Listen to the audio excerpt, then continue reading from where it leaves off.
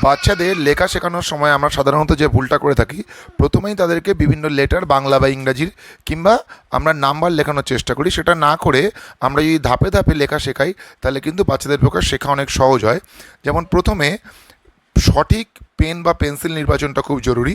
একেবারে ছোট বাচ্চাদের ক্ষেত্রে যে ক্রেয়ন পাওয়া যায়, সেটা কিন্তু পেন বা পেন্সিল অপেক্ষা অনেক বেশি উপযুক্ত।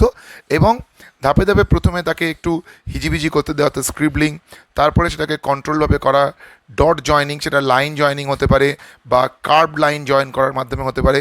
সেগুলো করলে লেখার আগের ধাপগুলো মজবুত হয় এবং এরপরে সে যখন একটু বড় হয়, মানে মোটামুটি যার যখন 4 বছরের কাছাকাছি বয়স হয়, তখন থেকে তাকে যদি আমরা লেটার বা নাম্বারগুলোকে পেনের মাধ্যমে লেখা প্র্যাকটিস করি, তাহলে কিন্তু বাচ্চা অনেক সহজে লেখা শিখতে পারে।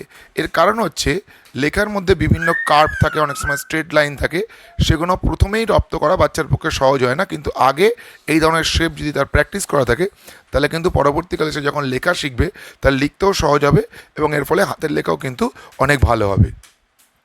তাই আমরা বাচ্চাকে ওয়ার্ড বা লেটার লেখা শেখার আগে অবশ্যই এই ধরনের লাইন এবং ডট জয়নিংগুলো শিখিয়ে নিলে বাচ্চার লেখা অনেক সহজ হবে।